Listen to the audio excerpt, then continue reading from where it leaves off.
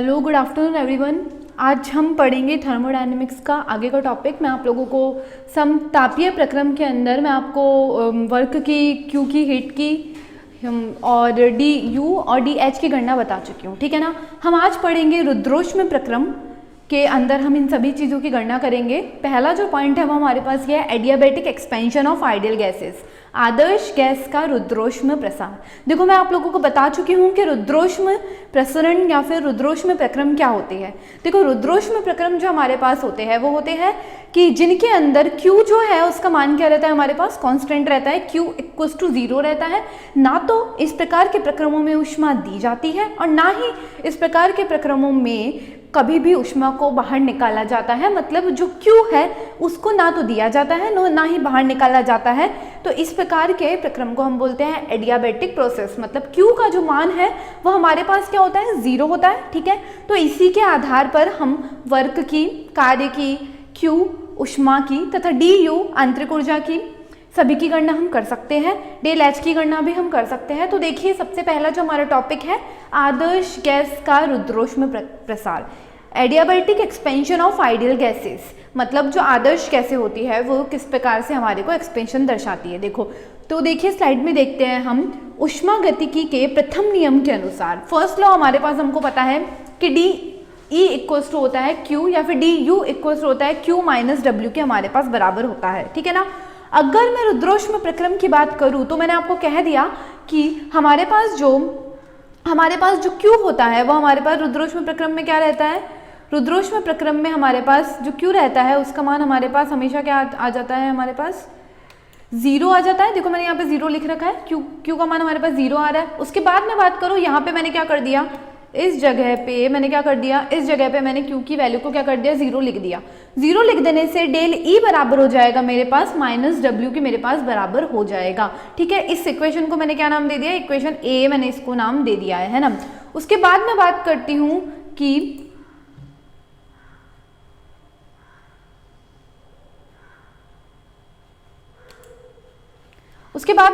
हूँ कि रुद्रोष्म प्रसारण, एडियाबैटिक एक्सपेंशन में कार्य आंतरिक ऊर्जा में व्यय के बराबर होता है। देखो, दिख रहा है जो कार्य है, देखो यहाँ पे जो मैंने लिख रखा है, देखो जो ये कार्य हमारे पास आया है, Q बराबर हमारे पास जो आया, W बराबर जो हमारे पास आया है वो डेल E के बराबर है। इसका मतलब जो कार्य है वो हमारे पास आंतरिक ऊर्जा के आगे जो अगर हम माइनस लगा दें तो उसके बराबर होता है। इसका मतलब जैसे जैसे कार्य होता जाएगा आंतरिक ऊर्जा में हमारे पास क्या होती जाएगी, कमी होती जाएगी, ठीक है ना। अगर कमी होती जाएगी तो इसीलिए मैं यहाँ पे जो लिख रखा है वो ये है कि एडियाबैटिक एक्सपेंशन या फिर रुद्रोष्म प्रसार में कार्य W वर्क आंतरिक ऊर्जा इंटरनल एनर्जी में व्यय के बराबर होता है, अर्थात निकाय की आंतरिक ऊर्जा इंटरनल एनर्जी में कमी होती है। देखो, इसको हम ऐसे समझ सकते हैं, मैं क्या बता रही हूँ आप लोगों को कि डेल E जो है वो हमारे पास बराबर है माइनस डब्ल्यू के। इसका मतलब जो W है वो माइनस डेल E के बराबर हो जाएगा और जितना भी कार्य किया जाएगा वो इस डेल E के आगे माइनस है, मतलब डेल E में कमी के बराबर हमारे पास कार्य किया जाएगा, ठीक है ना। तो अब हमको पता है, हम जानते हैं कि W बराबर होता है PdV, ठीक है। W बराबर हमारे पास हो जाता है PdV हो जाता है, ठीक है ना।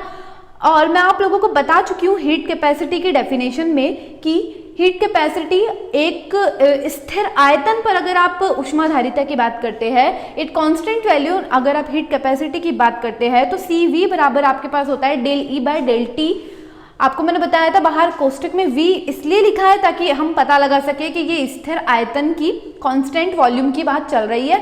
तो मेरे पास यहाँ से डेल E की वैल्यू आ जाएगी, डेल E बराबर हो जाएगा मेरे पास NCV dt के बराबर मेरे पास हो जाएगा। अब देख सकते हो आप इक्वेशन 1 और इक्वेशन 2, इन दोनों के मान को मैंने क्या कर दिया, इक्वेशन A के अंदर मैंने इसका वैल्यू रख दिया। इक्वेशन A में जब मैं इसका वैल्यू रख दूंगी तो डेल E की जगह मैं लिख दूंगी NCV dt, यहाँ लिख रखा है मैंने, और माइनस W की जगह मैं लिख दूंगी PdV, तो माइनस आ जाएगा, PdV आ जाएगा, बराबर में मैंने लिखा है माइनस W बराबर डेल E हमारे पास आ जाएगा, ठीक है ना। अब मैंने क्या किया, देखो वो एंड में जो आया था हमारे पास बराबर आया था, माइनस PdV जो है वो बराबर आ गया था मेरे पास NCV dt के मेरे पास बराबर आ गया था, ठीक है। अब देखो, मैं ये जो dVP है, P हमको पता है आदर्श गैस समीकरण से या फिर आइडियल गैस इक्वेशन से हम ये जानते हैं कि PV जो है वो RT के बराबर होता है, तो मैं P बराबर RT बाय V लिख सकती हूँ। इसीलिए मैंने यहाँ पर P की जगह मैंने RT बाय V लिख दिया। ठीक है, RT बाय V लिख देने के बाद मैं क्या करूंगी, इस V को मैं यहाँ से यहाँ लेके चली जाऊंगी, इस V को तो मैं यही रहने दूंगी, इसको मैं यहाँ से यहाँ लेके चली जाऊंगी, और इस T को मैं यहाँ से वज्र गुणा करते हैं या क्रॉस मल्टीप्लिकेशन करते हैं, वैसे T को मैं यहाँ से इस dt के नीचे लेके आ जाऊंगी। ठीक है, अब देखो हमें पता है कि जब एडियाबैटिक एक्सपेंशन की बात की जा रही है तो मतलब आयतन में परिवर्तन होगा। तो माना कि पूर्व पहली जो अवस्था है उसमें तो हमारे पास आयतन था V1 और उस समय हमारे पास तापमान था, मैंने लिख रखा है यहाँ पे देखो T1 तापमान था, और जो दूसरी अवस्था आई है ना, जब एक्सपेंशन हो गया है, प्रसारण हो गया है, उसके बाद जो नई अवस्था आई है उसमें जो हमारा तापमान है वो हो जाएगा T2 और उसका नया आयतन आ जाएगा हमारे पास V2, हमारे पास आयतन आ जाएगा। तो हमको पता है कि जब भी हमें दो वैल्यूज दे रखी होती है, तो हम उसका क्या कर देते हैं, समाकलन कर देते हैं, उसका इंटीग्रेशन कर देते हैं। तो CV ले लिया यहाँ से, देखो ये जो NCV है तो वैसे ही NCV ले लिया मैंने, यहाँ पे N लगाओ, 1 मोल की बात करूंगी तो मैं N की जगह 1 लिख दूंगी तो यहाँ नहीं आएगा। उसके बाद dt के बीच में T1 से लेके T2 के बीच में मैंने यहाँ T1 यहाँ ये T2 रहा, इनके बीच में मैंने इंटीग्रेशन कर दिया। इस -r dv बाई dt को ये रहा minus r dv by dt लिखा है और V1 से V2 के बीच में इंटीग्रेशन कर दिया। इंटीग्रेशन सॉल्व करने पर हमारे पास मिल जाएगा CV बराबर log e T2 bye T1, जो अंतिम आई है, अंतिम जो मान आता है उसको ऊपर लिखते हैं T2 और बाद पहला जो प्रारंभिक रहता है T1 उसको नीचे लिख देते हैं, तो T2 बाय T1 हो जाएगा। उसके बाद बात करते हैं -r log e, बाद वाला V2 हो जाएगा और V1 जो है V2 बाय V1 हम लिख देंगे। ठीक है, उसके बाद देखो मैं इस CV को, इस वाले CV को मैं यहाँ से हटा के यहाँ नीचे लेके जा रही हूँ, यहाँ ले गई मैं, है ना। तो देखो तो हमारे पास इसको यहाँ ले जाने पर हमें इक्वेशन नंबर B मिल जाएगी। देखो मैंने इक्वेशन नंबर B से नाम दे रखा है ना। उसके बाद हम जानते हैं कि CP बराबर जो CV होता है, CP बराबर CV जो होता है, CP माइनस CV जो होता है वो R के बराबर होता है, या फिर मैं कह लूँ CP बराबर होता है R प्लस CV के बराबर होता है। तो CP माइनस CV मेरे पास R के बराबर हो जाएगा। ठीक है, इसके बाद मैंने क्या कर दिया, CV से डिवाइड कर दिया CP माइनस CV को, CV से देखो मैंने डिवाइड कर दिया, यहाँ पे बटा CV कर दिया, सब जगह बराबर का चिन्ह है ये, है ना, बराबर, ये बराबर का चिन्ह लगा रखा है, ये उसमें दिख रहा है ऐसा। उसके बाद देखो गामा जो है वो हमारे पास बराबर होता है CP बाय CV के, हमारे पास गामा बराबर होता है ना। तो इस CP बाय CV की जगह मैंने गामा लिख दिया, इस CV से ये नीचे वाला CV कट गया तो 1 आ गया, 1 आ गया, बराबर में R बाय CV हो गया, तो R बाय CV हो गया, ये इक्वेशन नंबर 3 हो गई। ठीक है, अब देखो इक्वेशन नंबर जो B थी हमारे पास, इक्वेशन नंबर जो B थी R बाय CV, इस R बाय CV की जगह मैं ये लिख सकती हूँ गामा -1, तो मैंने वही किया, उस R बाय CV की जगह मैंने गामा -1 यहाँ पे लिख दिया है, देखो गामा -1 लिख दिया है। अब देखो क्या किया है, इस माइनस की जगह, इसको देखो, इस चीज को समझने के लिए मैंने क्या किया है इसके अंदर, एक बार बोर्ड पे देखते हैं हम इस चीज को। देखो मैंने लिख रखा है माइनस, बराबर में मैंने लिखा है minus gamma -1 log e V2 by V1 लिखा है ना। अगर मैं इस माइनस को हटाना चाहती हूँ और इसको प्लस में करना चाहती हूँ तो देखो मैं क्या करूंगी, गामा -1 तो गामा -1 रह जाएगा, log e रह जाएगा, इसको मैं ऊपर ले जाऊं और इसको मैं नीचे ले जाऊं। अगर मैं इसको उल्टा कर देती हूँ, तो ये माइनस चिन्ह, जो माइनस का साइन है वो हमारे पास क्या हो जाएगा, हट जाएगा, ये माइनस का साइन अगर मैं इसको उल्टा कर देती हूँ। तो इसीलिए मैंने log V1 बाय V2 लिख दिया, जिससे कि आगे यहाँ माइनस था, अब यहाँ पे माइनस का साइन नहीं रहा है ना। तो ये एक नॉर्मल रूल है मैथमेटिक्स के, ये बात आपको पता होनी चाहिए कि अगर -1 बाय x कहीं पे लिखा हुआ है ना, तो आप उसको अगर प्लस में कन्वर्ट करना चाहते हैं तो आप जनरली x लिख दो, ठीक है ना। अगर आप जनरली सिर्फ x लिख देंगे तो वो बात हमारे पास सही हो जाएगी, -1 बाय x का मान होता है x के बराबर। तो वैसे ही इसे मैं कह लूँ कि माइनस, ये पूरा x था हमारे पास, ये -x था, तो इसकी जगह मैंने इसको उल्टा कर दिया, नीचे से उल्टा रख दिया, जिसकी वजह से क्या हो गया, ये मान माइनस हट जाएगा और यहाँ पे प्लस आ जाएगा। ठीक है, हम स्लाइड पे देखते हैं। देखो यहाँ पे मैंने यही चीज की है कि log e आ गया, T2 बाई T1 आ गया, बराबर करके ये माइनस की जगह मैंने क्या कर दिया, इसको उल्टा कर दिया, तो V1 बाई V2 हो गया, पहले V2 बाई V1 था, अब V1 बाई V2 हो गया और माइनस का साइन क्या हो गया, प्लस में कन्वर्ट हो गया, है ना। अब देखो हम बोर्ड पे देखते हैं, log का एक और नियम होता है हमारे पास, देखना,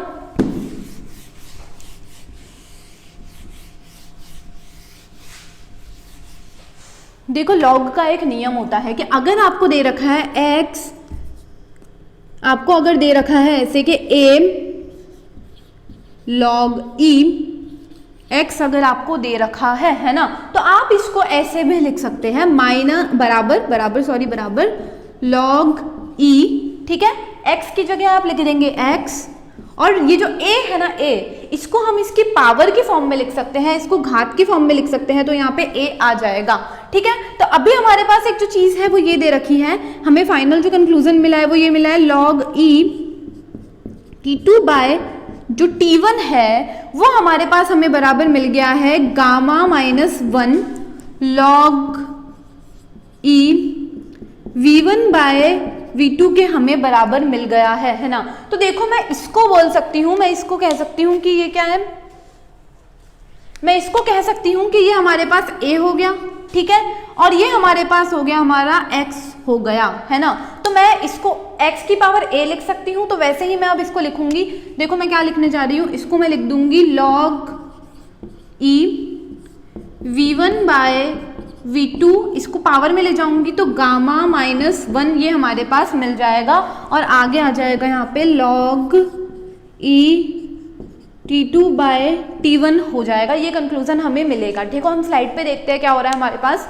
हमें देखो ये वाला ये जो लाइन दिख रही है आप लोगों को, देखो मैंने क्या लिखा है, log e बराबर होता log e t2 bye t1 है वो बराबर है हमारे पास log e v1 by v2 gamma minus 1 के हमें बराबर मिल गया। अब आप लोगों को नियम पता होंगे कि अगर log e और ये आगे का log, ये जो है ये log और ये log है, ये एक दूसरे में कट सकते हैं। देखो log जब किसी के साथ मल्टीप्लिकेशन में होता है तो ये नहीं कट सकते, लेकिन अगर आप ये सिर्फ log की फॉर्म में है, देखो यहाँ पे तो इसके साथ में गामा माइनस 1 मल्टीप्लिकेशन में है, तो ये दोनों log नहीं कट सकते। लेकिन अब ये घात पे चल जा चुका है तो ये log e इस वाले log e से कट सकता है, ये दोनों हमने काट दिए, तो हमें मिल जाएगा t2 बाय t1 बराबर हो जाएगा v1 by v2 gamma minus 1 हमें मिल जाएगा, ठीक है।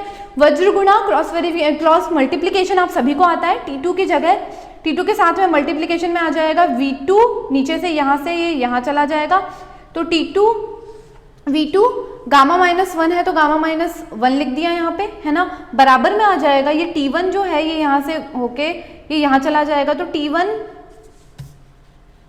t1 v1 गामा माइनस 1 हमें मिल जाएगा। देखो अब आप देख रहे होंगे कि इसमें t1 v1 जो है, t1 v1 गामा माइनस 1 जो है वो t2 v2 गामा माइनस 1 के बराबर मिल रहा है। इसका मतलब ये कि प्रारंभिक अवस्था में ताप और आयतन का गुणनफल जो है वो ही अंतिम अवस्था में जो बाद की जो अवस्था है उसमें ताप और दाब के गुणनफल के बराबर हमें मिलता है। इसका मतलब मल्टीप्लिकेशन के बराबर मिलता है। t1 v1 का जो मल्टीप्लिकेशन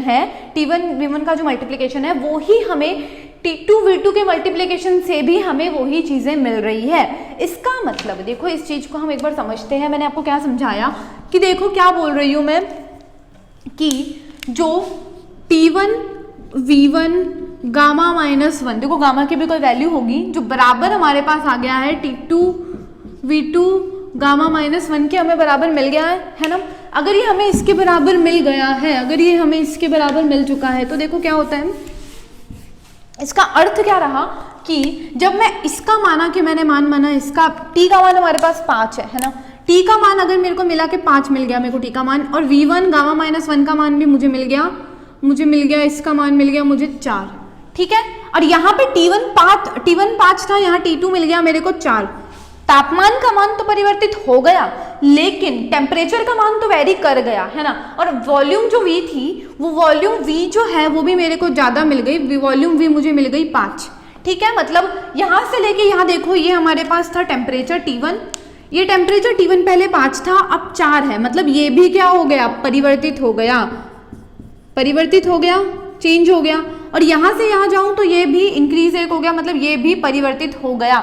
लेकिन अगर मैं 4 इंटू 5 करूँ, 5 इंटू 4 करूँ तो मुझे मिलेगा 20, ठीक है ना।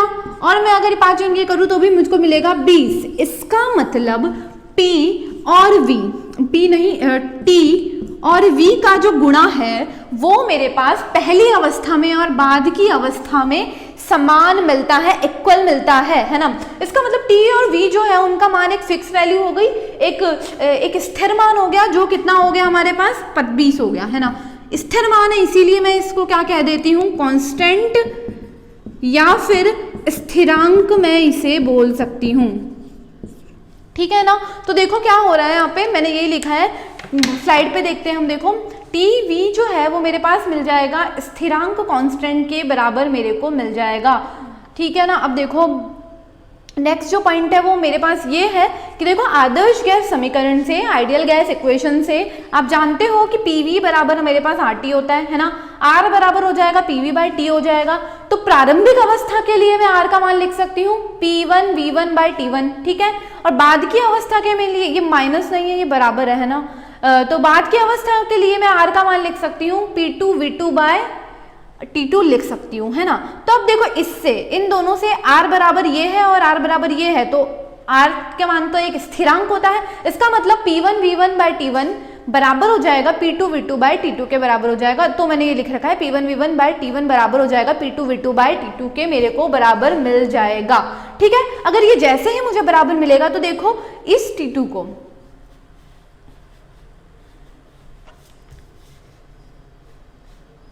देखो इस T2 को मैं यहाँ से यहाँ ले जाऊँ, है ना। इस T2 को मैं यहाँ से यहाँ ले गई, T2 बाई T1 आ गया, और P1 V1 को मैं यहाँ से यहाँ नीचे लेके चली गई, तो P2 V2 bye P1 V1 मेरे को मिल गया, है ना। इसका मान मैं समीकरण C में लिख देती हूँ। समीकरण C कौन सी है देखना, समीकरण C में मैंने आप लोगों को बताई है, समीकरण जो C है वो ये रही।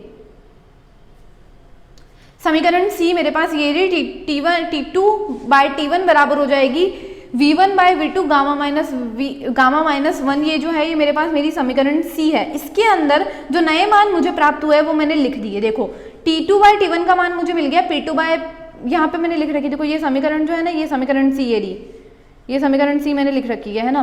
तो इसके अंदर मैंने क्या किया, T2 बाई T1 का मान P2 V2 bye P1 V2 लिख दिया। ठीक है। तो ये लिख दिया मैंने, यहाँ पे ये मान लिख दिया, है ना। और V1 by V2 gamma minus 1 है, ये रहा हमारे पास। इसको सॉल्व करूंगी जब मैं, तो P2 बाय P1 और V2 बाय V1 जो है वो इसके बराबर हो जाएगा। देखो अब देखो ये है V2 बाय V1 की पावर 1 है इसमें, और ये V1 बाय V2 की पावर माइनस है ना। तो मैं अगर इसको उल्टा कर देती हूँ, है ना, मैंने आपको बता चुकी हूँ, ये भी V2 बाय V1 लिख जाएगा, और ये इस वाले से ये और ये दोनों कैंसिल आउट हो जाएंगे, है ना। तो मेरे पास फाइनली मिलेगा P2 बाय P1 मिल जाएगा मेरे को, बराबर मिल जाएगा V1 बाय V2 गामा के बराबर मिल जाएगा। और वही चीज़ है, वज्रगुणा कर दूंगी, वज्रगुणा करके मेरे को PV गामा जो है वो एक कांस्टेंट, एक स्थिरांक के फॉर्म में मिल जाएगा, देखो, है ना। और इसी समीकरण से मैं V1 बाय V2 का मान भी निकाल सकती हूँ। तो देखो V1 की जगह, और इस V2 को मैं यहाँ लेके चली जाऊंगी, T2 को मैं यहाँ लेके चली जाऊंगी, और P1 यहाँ आ जाएगा, वज्रगुणा कर दूंगी मैं। तो मुझे क्या मान मिलेंगे, V1 बाय V2 के मान मुझे मिल जाएंगे P2 T1 बटा P1 T2 के बराबर हमें मान मिल जाएंगे। ठीक है। वही समीकरण C के अंदर, समीकरण C ये वाली जो लिख रखी है, पहले जो समीकरण मैंने इसमें लिखी है ये रही मेरे को, ये समीकरण जो है ना, ये T2 बाय T1 और V बराबर है V2 by V1 by V2 gamma minus 1 के बराबर है, इसमें मिल जाएगी। तो इस V2 बाय V1 की जगह मैंने ये वाला मान लिख दिया, P2 T1 bye P1 T2 लिख दिया। तो देखो मैंने ये मान रख दिया है। इसको जब मैं सॉल्व करूंगी, देखो जनरल मैथमेटिक्स है, जनरल सामान्य गुणा है, सामान्य गणित है ये, आप इसको जब सॉल्व करेंगे तो आपको मिल जाएगा ultimately T gamma P1 minus gamma भी एक स्थिरांक के रूप में मिल जाएगा। तो देखो हमारे पास 3 कंक्लूजन आए हैं, देखो तीनों कंक्लूजन मैंने लिख रखे हैं। ये है आदर्श गैस का रुद्रोष्म प्रसार, adiabatic expansion of ideal gases. इसके अंदर हमें 3 चीजें मिली है, 3 कंक्लूजन मिले हैं। पहला मिला है TV गामा माइनस 1 जो होता है वो स्थिरांक होता है, कांस्टेंट होता है। दूसरा मिला है हमें PV गामा जो है वो भी एक स्थिरांक मिला है, वो भी कांस्टेंट मिला है। T gamma P1 minus gamma जो है वो भी हमें एक कांस्टेंट मिला है। ये सॉल्यूशन हमें मिला है, ये क्वेश्चन पूछ लिया जाता है, इसे कवर कर लेना, डेरिवेशन है, बहुत ईजी सा है। उसके बाद हम बात करते हैं कि अभी जो हमने पढ़ा था, जो पहले हमने पढ़ा था वो था आदर्श गैस का रुद्रोष्म प्रसार, है ना। अब देखो अब जो हम पढ़ रहे जा रहे हैं वो ये है आदर्श गैस का रुद्रोष्म उत्क्रमणीय प्रसारण। अभी तक हमने मेंशन नहीं किया था कि कौन सा प्रसार है, अब हम पढ़ रहे हैं उत्क्रमणीय प्रसारण, या फिर work done in adiabatic reversible expansion of an ideal gas. Adarsh gas के रुद्रोष्म उत्क्रमणीय प्रसारण में किया गया कार्य। देखो हमें पता है, मैं आपको पहले ही बता चुकी हूँ कि W बराबर होता है PdV, है ना। तो देखो उत्क्रमणीय प्रसारण में किया गया कार्य जो है वो मेरे पास W बराबर हो जाएगा PdV के बराबर हो जाएगा। आयतन जो है पहले V1 था, अब नया आयतन मुझे V2 मिल रहा है, तो इसको मैंने क्या कर दिया, इसको मैंने इंटीग्रेट कर दिया है ये V1 से लेके V2 के बीच में मैंने इसको इंटीग्रेट कर दिया है, इसको समाकलित कर दिया है। और देखो ये जो है P गामा बराबर K इन स्थिरांक, ये हम प्रूफ कर चुके हैं पुराने वाले में। देखो ये देखो ये हमने प्रूफ किया है, ये रहा ये सेकंड वाला जो है पी वी गामा बराबर है स्थिरांक के। अब ये स्थिरांक को मैं नाम दे दिया मैंने नए में, के नाम दे दिया। पी वी कॉन्स्टेंट के बराबर है पी वी गामा, तो देखो यही चीज की है, पी वी गामा जो है वो एक कांस्टेंट के बराबर मैंने कर दिया, ठीक है। तो पी का मान मेरे पास क्या आ जाएगा, के बाय इस वी गामा को मैं नीचे लेके चली गई तो वी गामा के बराबर मुझे मिल जाएगा, ठीक है। अब हमें ये मिल गया तो ये समीकरण ए में मैं इस पी का मान रख दूंगी, ठीक है। अब जैसे ही मैं इसका मान रख दूंगी तो हमें मिल जाएगा W बराबर मुझे मिल जाएगा P की जगह K बाय वी गामा रख दूंगी, तो K बाय वी गामा रख दिया, dV रख दिया, ठीक है। K हमारे पास एक कांस्टेंट है और हमें बहुत अच्छे से पता है कि हम कभी भी इस चिन्ह के मतलब इस इंटीग्रेशन के, इस समाकलन के चिन्ह के अंदर हम कभी भी कोई भी स्थिरांक या कोई भी कांस्टेंट नहीं रखते हैं। इसीलिए मैं क्या करूंगी, K का जो मान है उसे मैं क्या करूंगी, बाहर लेके आ जाऊंगी, K को K बाहर रख दिया। उसके बाद dV बाय वी गामा जो है वो V1 से लेके V2 के बीच में इंटीग्रेट कर रहा है। देखो सामान्य नियम मैंने यहाँ लिख रखा है एक इंटीग्रेशन का, देखना है इसको। ये इंटीग्रेशन है, ये x1 से लेके मतलब किसी के भी बीच में चल रही है, कोई भी लिमिट इसमें चल रही है। 1 by X and D X जो है उसको मैं क्या करूंगी, मैंने आपको बताया कि एक्स एन है तो माइनस एन में लिख सकती हूँ, तो x माइनस एन dV के बराबर ही हो जाएगा। उसके बाद नॉर्मल नियम होता है x माइनस एन प्लस 1 और बट्टा में हो जाएगा माइनस एन प्लस 1 के, ये बराबर हो जाएगा। देखो मैं इसको एक बार बोर्ड पे ही बता देती हूँ क्या करा है मैंने ये इसके अंदर।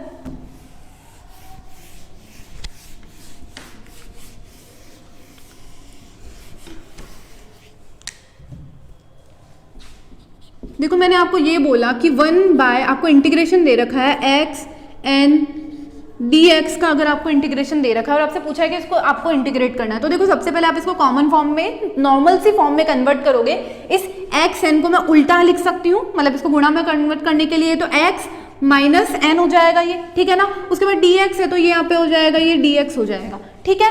उसके बाद मैं अगर इसको सॉल्व करती हूँ तो मुझे क्या मिल जाएगा, देखना x माइनस एन प्लस 1 हो जाएगा, ये है ना, माइनस एन मतलब यहाँ पे कुछ भी ले लूँ मैं, माइनस एन प्लस 1 हो जाएगा, बट्टा में हो जाएगा माइनस एन प्लस 1।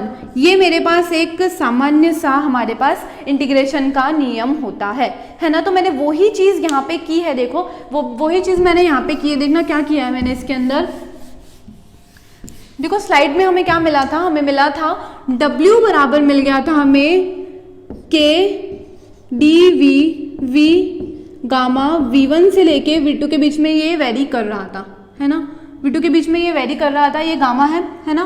तो मैं जैसे ही मैंने इसको, हम इसकी लिमिट छोड़ देते हैं, लिमिट को हटा के अगर मैं इसे सॉल्व करूं तो देखो लिमिट को हटा के अगर मैं इसे सॉल्व करती हूँ तो dV V ये मिल जाएगा, ठीक है। सामान्य फॉर्म में नीचे ये नॉर्मल लिखा हुआ है तो मैं इसको अगर सामान्य फॉर्म में लिखूँ तो V माइनस गामा हो जाएगा, ठीक है, माइनस गामा हो जाएगा और मल्टीप्लीकेशन में क्या रह जाएगा मेरे पास, dV रह जाएगा, ठीक है। अगर ये dV रह जाएगा तो वो ही n प्लस 1 है तो n की जगह माइनस गामा है हमारे पास यहाँ पे, तो हम इसको सॉल्व करेंगे तो मेरे पास क्या मिल जाएगा, V माइनस गामा प्लस 1 हो जाएगा, ठीक है। और बट्टा में भी मुझे मिल जाएगा माइनस गामा प्लस 1 चीज, ये चीज मुझे मिल जाएगी, है ना। अगर देखो अब मैं इसे आगे सॉल्व करती हूँ, जनरल मैथमेटिक्स है, माइनस है तो मैं इसको नीचे ले आऊंगी तो प्लस में कन्वर्ट हो जाएगा, ठीक है। तो मेरे पास क्या मिल जाएगा, देखो बट्टा में मिल जाएगा मुझे। इस माइनस को तो मैं क्या करूँ, देखो इसकी जगह मैं लिख सकती हूँ 1 माइनस गामा लिख सकती हूँ, तो 1 माइनस गामा मैंने लिख दिया, ठीक है, 1 माइनस गामा लिख दिया। उसके बाद ये माइनस था तो इसको मैं अगर नीचे लेके आ जाती हूँ तो V गामा प्लस 1 मेरे को मिल जाएगा, ठीक है ना। यही चीज मैंने की है, बाद में इसको लिमिट में लिख रखा है इसीलिए हमने V2 माइनस V1 करके भी इसे सॉल्व कर लिया है। तो देखो ये क्या चीज हो रही है, या फिर देखो तो देखो इसके अंदर हम स्लाइड पे देखते हैं क्या किया है। देखो स्लाइड में देख के अगर आप देख सकते हो तो देखो 1 माइनस गामा मैंने आपको बताया, 1 माइनस गामा तो कैसे आ गया ये मैंने आपको बोर्ड पे बता दिया है। अब देखो एक बार हम देखते हैं कि और एक और चीज हम कर सकते हैं कि चाहे कि या तो मैं इसको नीचे लेके चली जाऊँ, मेरी मर्जी है मैं नीचे लेके चली जाऊँ, और अगर मैं चाहती हूँ मुझे इसको नीचे लेके नहीं चाहती कि मैं ये नीचे जाए, तो देखो मैं इसको ऐसे भी लिख सकती हूँ, ये 1 माइनस गामा हो जाएगा, 1 माइनस गामा हो गया, ठीक है। उसके बाद ये जो चीज है इसको भी मैं लिख सकती हूँ V 1 माइनस गामा जो मैंने उसमें कर रखा है, ठीक है। अब देखो क्योंकि मैंने इसको इंटीग्रेट किया है V1 से लेके V2 के बीच में, अगर मैंने इसको इंटीग्रेट किया है तो मैं इसको जब सॉल्व करूंगी तो मुझे क्या मिल जाएगा, 1 तो मिल जाएगा, 1 माइनस गामा, हमको पता है गामा एक कांस्टेंट है तो ये आगे आ जाएगा, ठीक है, ये मिल गया। उसके बाद V2 से लेके V1 के बीच में इंटीग्रेट किया है तो अंदर मुझे मिल जाएगा V2 1 माइनस गामा, माइनस में मिल जाएगा V1 1 माइनस गामा मुझे मिल जाएगा। देखो अब स्लाइड पे देखते हैं हमें क्या मिल रहा है। देखो W बराबर हो जाएगा K का, तो K आ गया, 1 माइनस गामा मैंने आपको बता दिया कैसे आया है, ये भी मैंने आपको बता दिया ये कैसे आया है, जनरल इंटीग्रेशन के कुछ रूल्स है उससे हमको ये चीज़ मिल जाएगी, ठीक है। उसके बाद देखो मैंने यहाँ पे लिखा है P1 V1 गामा बराबर है P2 V2 गामा के मुझे बराबर मिल रहा है, और ये K जो है ये स्थिरांक के बराबर मिल रहा है। देखो जो पहले इससे जो डेरिवेशन मैंने किया है उसमें मैंने यही बताया कि PV गामा मेरे पास एक स्थिरांक के बराबर होता है। मैंने आपको पिछला जो पूरा डेरिवेशन था वो ऐसी चीज़ों को प्रूफ करने के लिए ही था। तो देखो ये K जो है हमारे पास इसके बराबर मिल गया है ना। तो अब देखो मैंने क्या किया, मैंने ये किया है कि ये K को मैंने अंदर मल्टीप्लाई कर दिया, ठीक है, अंदर की तरफ मैंने इस K को मल्टीप्लाई कर दिया। देखना एक बार बोर्ड पे हमने क्या किया है,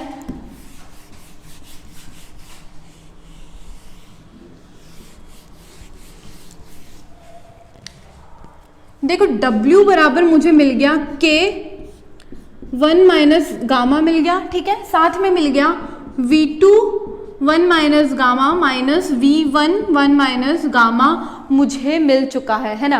अगर मुझे ये मिल गया तो मैं इसको अंदर की तरफ मल्टीप्लाई कर रही हूँ तो W बराबर हो जाएगा मेरे पास K V2 1 माइनस गामा, ठीक है, माइनस में आ जाएगा K इसके साथ आ जाएगा तो K V1 1 माइनस गामा हो जाएगा, ठीक है, और 1 माइनस गामा तो हमारे पास 1 माइनस गामा है ही, ठीक है, ये हमें मिल गया। अभी मैंने आपको बोला कि P V गामा जो होता है वो मेरे पास स्थिरांक है, वो कांस्टेंट है, मतलब, और वो कांस्टेंट क्या है, मैंने क्या बोला, वो स्थिरांक कौन सा है, K स्थिरांक है ना। तो मैं इसे ऐसे भी लिख सकती हूँ कि P1 V1 गामा जो है वो बराबर है P2 V2 गामा, और ये बराबर है पूरा K के, ठीक है, ये इक्वेशन मुझे मिल गई है ना। तो मैं जब V2 की बात कर रही हूँ है ना, तो V2 की बात कर रही हूँ तो मैं ये K का मान ये रख देती हूँ है ना, K का मान मैंने ये रख दिया, तो W बराबर मेरे को मिल जाएगा P2 V2 गामा, ठीक है, ये V2 1 माइनस गामा है तो V2 1 माइनस गामा, ठीक है, माइनस में आ जाएगा इस K की जगह, क्योंकि V1 के साथ की बात है तो ये वाला मान लिख दिया मैंने K का है ना, P1 V2 गामा लिख दिया, तो माइनस P1 V1 गामा, और ये वापस दोबारा V1 1 माइनस गामा है तो 1 माइनस गामा मैंने लिख दिया, ठीक है। उसके बाद बट्टा में मेरे को मिल जाएगा 1 माइनस गामा मुझे मिल जाएगा, ठीक है ना। अब देखो जब मैं इसको सॉल्व करूंगी, इसको जब मैं पूरा खोलूंगी तो मुझे क्या मिलने वाला है,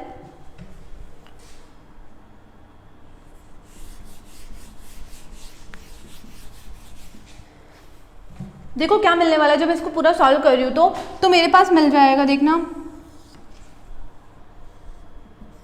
W बराबर हो जाएगा P2, ठीक है, मैंने P2 लिख दिया, V2 गामा, तो V2 गामा V2 की पावर 1, ठीक है, तो V2 की पावर लिख दिया मैंने 1, और V2 की पावर आ जाएगी माइनस गामा, तो V2 की पावर मैंने लिख दी माइनस गामा, ठीक है।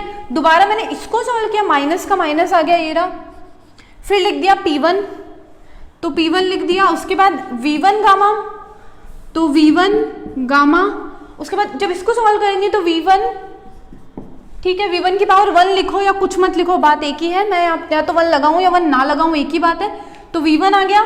उसके बाद V1 माइनस गामा, तो V1 माइनस गामा, ठीक है, और बटा में हमारे पास चल रहा है 1 माइनस गामा, ठीक है। अब देखो इस माइनस गामा को इस प्लस गामा से मैं काट सकती हूँ, कट जाएगा ये, तो ये इससे कट जाएगा, ये जो है ये भी मेरे पास इससे कट जाएगा, ठीक है। कट जाने के बाद मुझे मिल जाएगा यहाँ पे P2 V2 minus P1 V1 बट्टा में मिल जाएगा 1 माइनस गामा मुझे मिल जाएगा, ठीक है ना।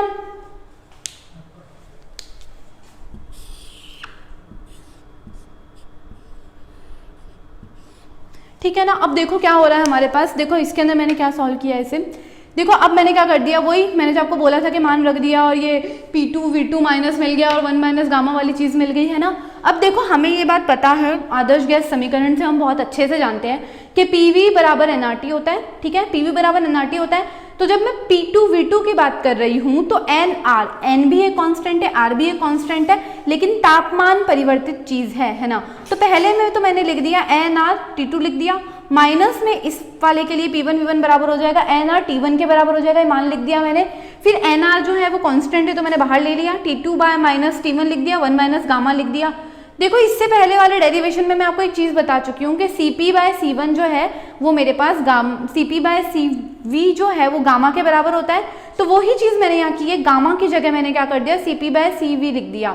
ठीक है, अगर मैं बात करूँ एन Cp माइनस आर का मान, हमको पता है आर का मान होता है हमारे पास Cp माइनस Cv के बराबर होता है आर का मान, तो वही आर का मान लिख दिया मैंने Cp माइनस Cv V2, और आगे वही V2 माइनस V1 चल रहा है, और 1 माइनस गामा की जगह Cp बाय Cv लिख दिया। उसके बाद Cv को मैंने कॉमन ले लिया है, जब इसको आपको आता होगा LS निकालना तो Cv माइनस Cv आ जाएगा। ठीक है, अगर मैं इसमें से माइनस कॉमन ले लूँ तो देखो मैंने आगे माइनस लगा दिया, माइनस कॉमन ले लेने से क्या होता है कि जो साइन जो अंदर के होते हैं वो चेंज हो जाते हैं, मतलब Cv के आगे अगर माइनस है तो Cv आगे क्या हो जाएगा प्लस का हो जाएगा, Cp के आगे प्लस है तो यहाँ माइनस का हो जाएगा। तो देखो Cp माइनस Cv से ये Cv माइनस Cp से ये नीचे वाला कट जाएगा और माइनस n ये ऊपर की तरफ चला जाएगा, तो W बराबर माइनस n Cv dt हमें फाइनल आंसर हमें मिल जाएगा। ठीक है ना, थैंक यू सो मच, आपका ये वीडियो हो चुका है और कंक्लूजन्स अच्छे से याद कर लेना।